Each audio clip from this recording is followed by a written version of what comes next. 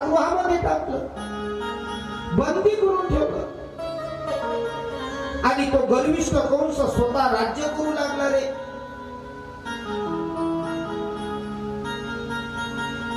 अरे त्याच्या सुद्धा अत्याचारांचा असह भराने संत्रस्त होऊन महाराज पृथ्वी ब्रह्मदेवाकडे गेली.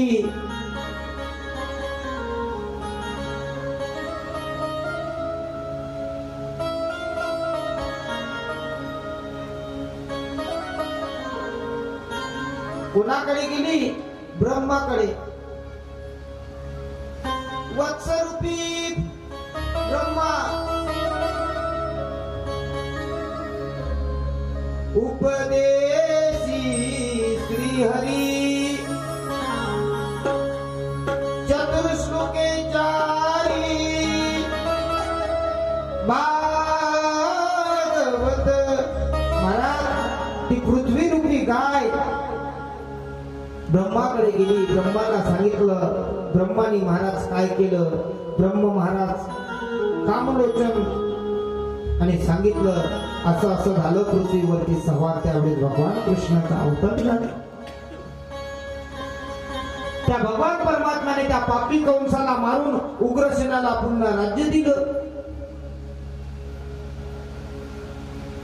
तेव्हा कंसाचा सासरा महाबली पातकी जरासंध महाराज हा मथुरेवरती चालून गेला. भगवान श्रीकृष्णाशी झालेल्या युद्धामध्ये त्याचं परिजात केलं. आता श्रीकृष्णाने यादवांच्या निवासासाठी द्वारकापुरी त्या ठिकाणी नियुक्त केली आणि ते सध्या आपल्या त्या ठिकाणी आपल्या भावांसंग जाऊन त्या ठिकाणी राहिले. सांगते राजा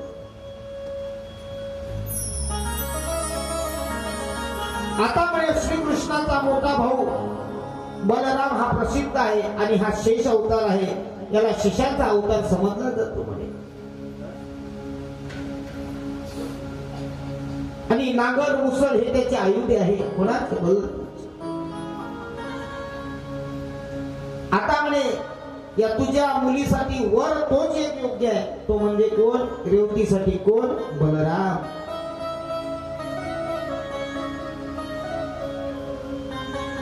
हा बलराम योग्य आहे म्हणे या रेवतीसाठी. तू आता तुझ्या कन्येचा विवाह त्याच्या संग कर. ब्रह्मदेवाने राजाला सांगितलं आणि सांगितल्याच्या नंतर तोच या मुलीला योग्य आहे असं सांगून दिलं. राजा लगेच महाराज द्वारकापुरामध्ये गेला आणि द्वारकापुरामध्ये गेल्याच्या नंतर आपली कन्या रेवती हिचा विवाह बलरामाशी करून दिला. बलरामाची पत्नी कोण झाली? रेवती.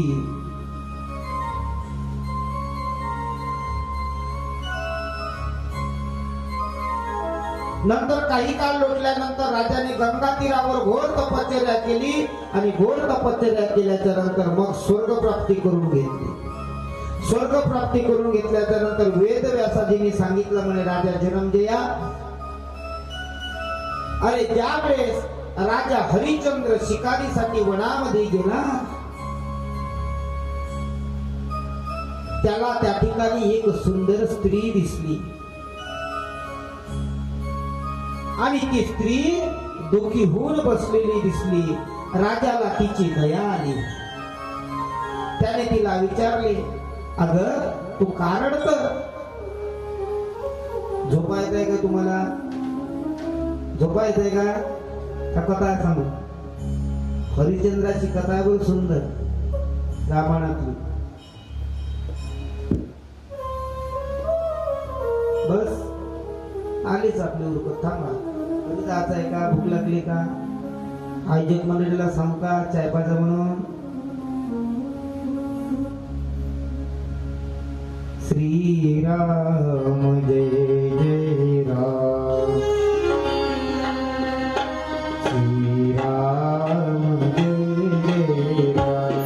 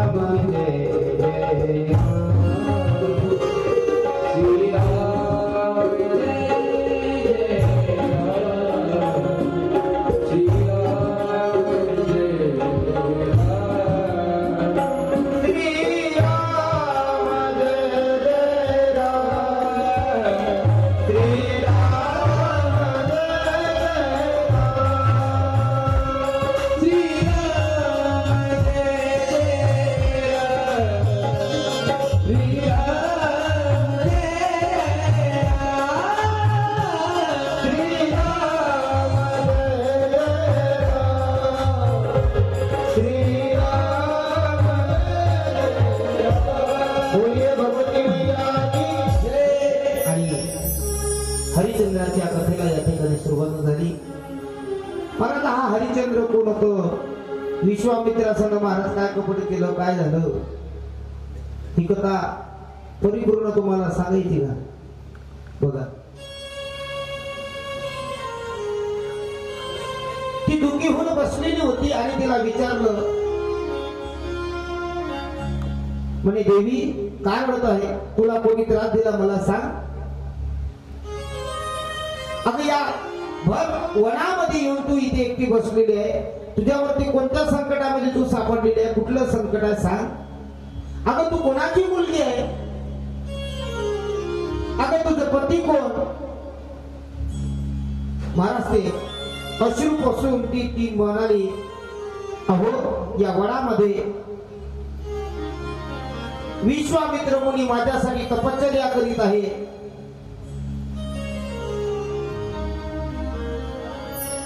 मला फार त्रास देत आहे महाराज, आपल्या राज्यात असून मला त्रास होत आहे आणि माझं नाव कमना आहे. राजाने तिला सांगितलं, आश्वासन दिलं, म्हणे मुली काळजी करू नको. तिला सांगितलं तू काळजी करू नको. नंतर राजा विश्वामित्र मुनीकडे गेले. हरिचंद्र राजा विश्वामित्र मुनीकडे गेले आणि त्यांना नम्रपणे म्हणाले, म्हणे हे गादीपुत्र, शरीराला कष्ट देऊन असं कोणतं घोर तप तुम्ही करत आहात, मला सांगा, मी तुमची इच्छा पूर्ण करणार, कारण मी समर्थ आहे. म्हणे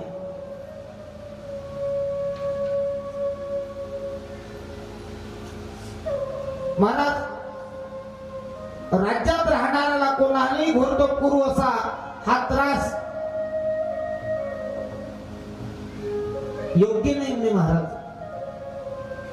तुम्ही या तपावरून उठा, तुम्हाला काय हवं आहे ते मी तुम्हाला देतो, मी समर्थ आहे देण्याकरिता.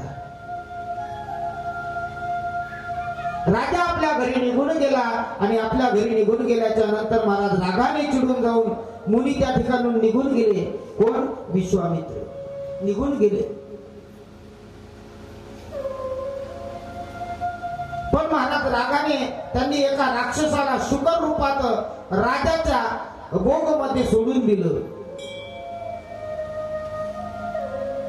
जी राजाची बाग होती त्या बागात सोडून दिलं त्या एका शुकर राक्षसाला.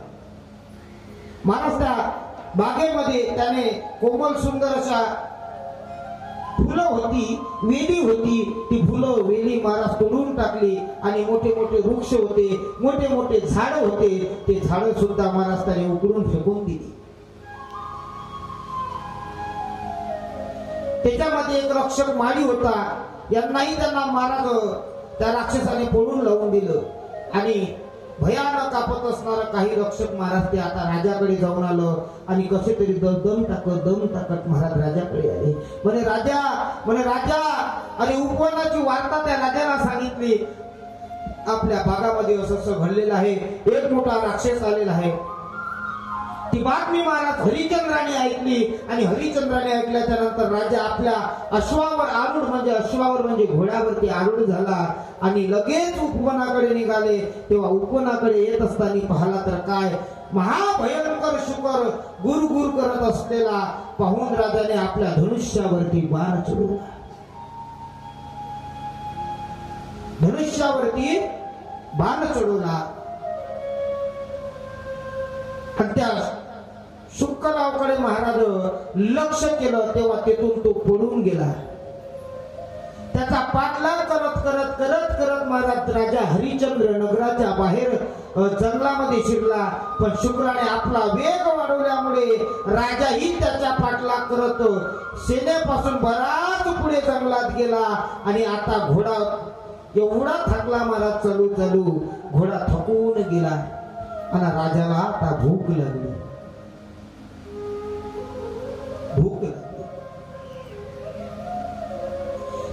त्याला एक गरीब ब्राह्मण दिसला आणि तो वेश महाराज कोण घेतला आता गरीब ब्राह्मणाचा माहिती आहे का?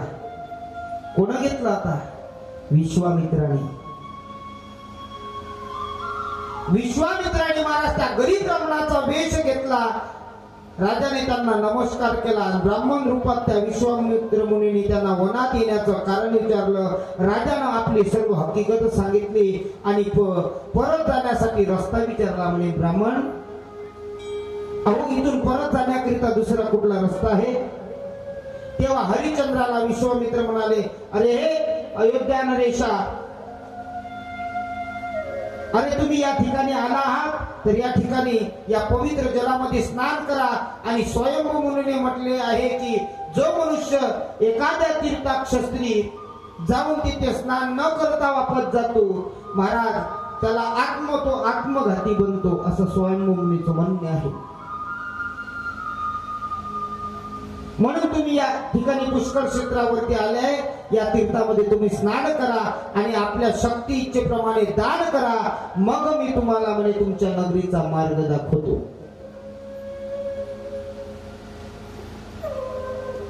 महाराज या हरिश्चंद्राची कथा फार मोठी आहे,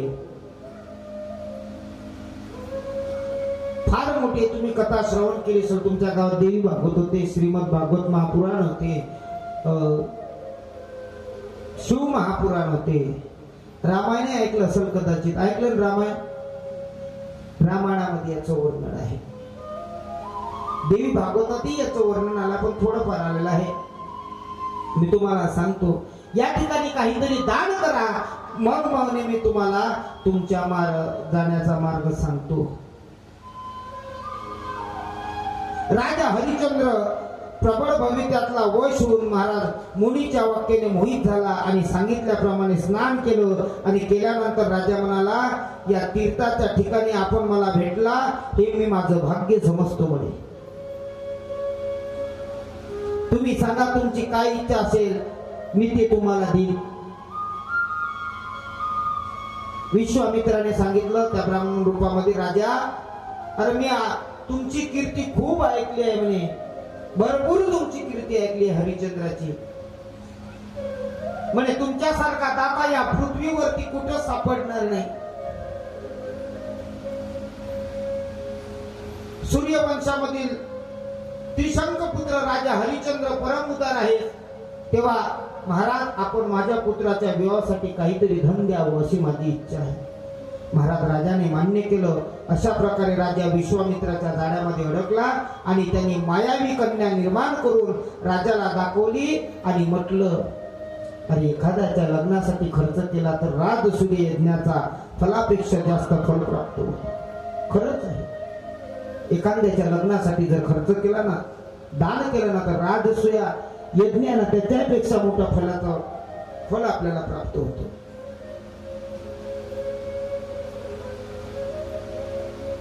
महाराज विश्वामित्राने ती माया रचली आणि राजा मोहित झाला. मग त्याने विप्राला इच्छित धन मागण्याकरिता सांगितलं आणि त्याने दाखवलेल्या मार्गाने राजा आता अयोध्येला निघून गेला. दुसऱ्या दिवशी मुनी राजाकडे गेले आणि त्यांनी लग्नासाठी जे दान मागितलं होतं, तेव्हा राजा म्हणाला, आपल्याला जे हवं आहे ते मला मागा.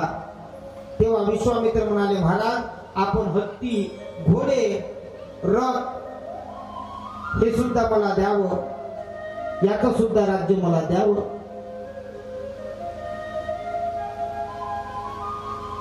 व्यासजी सांगत आहे, महाराज मुनीच्या मायेमध्ये गुरफटल्यामुळे राजाने मागणीचा विचार न करता हो म्हणून दिलं. आणि तेव्हा अत्यंत निष्ठुरपणे विश्वामित्र म्हणाले, तुझे दान मी आता स्वीकारेल, पण दानाला योग्य अशी दक्षिणा सुद्धा द्यावी लागते. दान दिलं तर दक्षिणा द्यावी लागते, कारण दक्षिणेविना दान हे महाराज निष्फळ ठरते. म्हणून दान देत असताना दक्षिणा सुद्धा द्यावी. तुम्ही कुठलं दान करत आहे तर त्याच्याबरोबर तुम्ही अन्नदान करत आहे. गावात आपल्या साधू संत आले अन्नदान करत आहे तर त्या अन्नदानाबरोबर महाराज त्यांना दक्षिणा द्यावी. तेव्हा काही महाराज ते पुण्यपूर्ण ठरते, नाही तर निष्फळ ठरते, असं शास्त्र सांगते, मी नाही. वेदशास्त्र देती गोय मनती ज्ञानाबाई होई. ब्राह्मण घरी जेवण्याकरिता आले. विश्वामित्राचं बोलणं ऐकून आश्चर्य झालं. महाराज त्या ठिकाणी काय झालं, विश्वामित्रासंग कपट झालं. नंतर विश्वामित्राची कठोरता झाली आणि रोहिताचा मृत्यू झाला. आणि रोहिताचा मृत्यू झाल्याच्या नंतर महाराज त्याच हरिश्चंद्राने स्वर्गाचं रोहण केलं आणि भगवतीच्या नावाचा इतिहास केला आणि भगवतीचं तिरोधन आणि प्राकट्य केलं. आणि त्यानंतर सिद्धपीठ आणि शक्ती प्राप्त झाल्या. आणि ते प्राप्त झाल्याच्या नंतर महाराज देवांनी केलेली त्या देवीची आराधना देवीची केली. आणि महाराज त्या देवीची आराधना केल्याच्या नंतर त्या ठिकाणी प्रत्यक्ष महाराज त्या ठिकाणी माता भगवती, मा काली, महालक्ष्मी आणि महासरस्वती यांचं प्रागट्यकरण झालं. त्या सुद्धा देवाचं दर्शन आपल्याला या ठिकाणी घेईल. त्यावेळेस माता कालिकेचा, मा चंडिकेचा गजर आपले कलाकार या ठिकाणी येऊ द्या. महाकाली, महालक्ष्मी, महासरस्वती.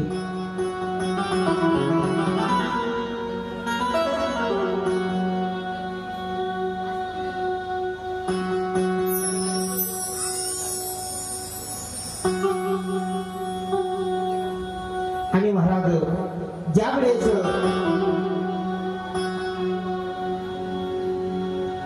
चंडमुंडाचा सहार करताना, शुंभाचा सहार करताना काल आपण कथा बघितली. त्या कथेमध्ये महाराज माता कालिका हिच्याकडनं क्रोध आवरण होता होत. त्या कालिके मातेचा आपण या ठिकाणी सुंदर असं तांडव नृत्य या ठिकाणी बघणार आहोत. त्याचबरोबर महालक्ष्मीचं दर्शन घेणार आहोत. त्याचबरोबर माता सरस्वतीचं सुद्धा आपण या ठिकाणी दर्शन घेणार आहोत. सर्वांनी या दर्शनाचा अवश्य आनंद घ्यावा.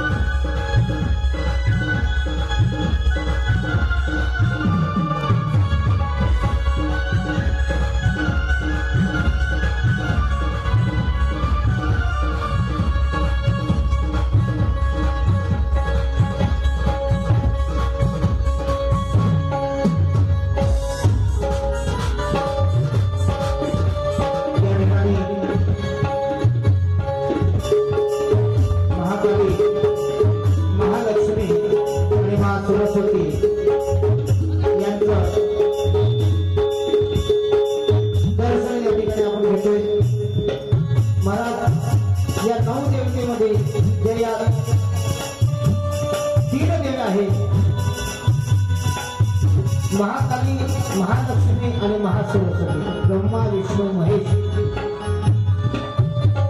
यांच्या ज्या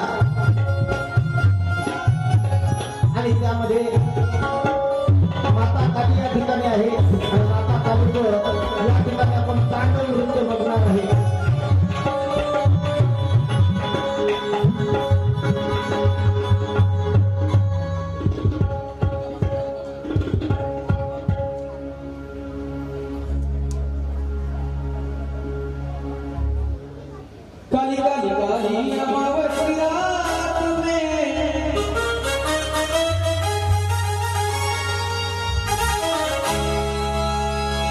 काली काली महाकाली काली काली अमावस की रात में काली काली अमावस की रात में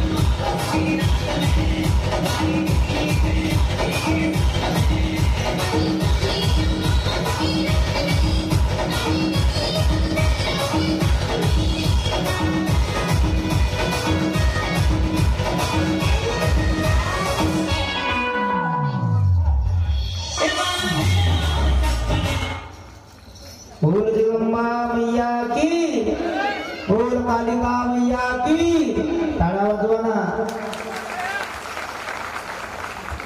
असं ऍक्टिव्ह पाहिजे. त्याला झाकी करिता आल्यानंतर त्या ठिकाणी कलाकार कुठं गेले. सुंदर असं माता कालिकेने आपल्या समोर नृत्य केलं आहे. आपल्या भाषेत नृत्य म्हणतात, त्यांच्या भाषेमध्ये तांडव म्हणतात. आणि सर्वांनी आपापला परिचय देतात. आता मी नाव घेत जातो सर, या 3 देवापैकी नाव घेतलं की त्या देवाने उभं व्हायचं. बघा या ठिकाणी ज्या देवीने आपल्या समोर तांडव नृत्य केलं ती म्हणजे माता कालिका. उभी व्हा ना. नंतर माता लक्ष्मी आणि त्यानंतर माता सरस्वती. या ज्या 3 देवता आहे, या 3 नवरात्रामध्ये या 3 देवतांचं पूजन करायचं. स्थापनेमध्ये या 3 देवता मेन मानलेल्या गेलेल्या आहेत, महाकाली, महालक्ष्मी आणि महासरस्वती. म्हणून या 3 देवतेचं पूजन आज सप्तमी तिथी, उद्या अष्टमी तिथी आहे. उद्या आपल्या कथेची सांगता आहे. उद्या ग्रंथपूजन होईल आणि उद्या आपली कथा ठीक 3:30 वाजता उद्याला आपली कथा समोर होईल. ग्रंथपूजन होईल. सर्वांनी कथेचा शेवटला दिवस आहे, समोर दिवस आहे. ज्यांनी 7 दिवसामध्ये कथा श्रवण केले नसेल त्यांनी उद्या जरी आलं तर त्याचं पुण्य त्यांना प्राप्त होते. आणि उद्याची कथा 12 वाजता लागेल. बरोबर 12-12:30 आपली कथा चालू होईल. परवा काला आहे हे सर्वांना माहीत आहे. परवाच्या कार्यक्रमाची रूपरेषा परवा सांगितलेली जाईल. ठीक, आता आरती होईल. आरती झाल्याच्या नंतर या ठिकाणी हरिपाठ होईल. हरिपाठ झाल्याच्या नंतर संध्याकाळी हरिभक्त बराय कांचनताई लडके यांची कीर्तन सेवा होईल. तरी लपडे तरी या कीर्तनाचे सर्वांनी अवश्य लाभ घ्यायचा. दणदणीत असं विनोदी कीर्तन आहे. तत्पूर्वी सर्वांनी भगवतीचं चिंतन करायचं. यजमान मंडळी स्टेजवरती येऊन आरतीची तयारी करते.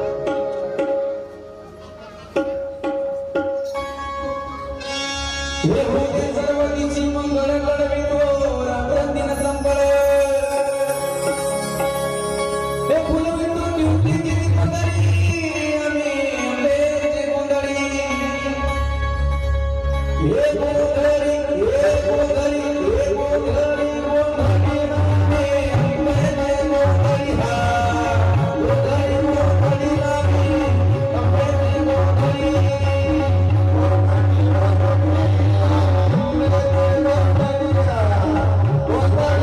What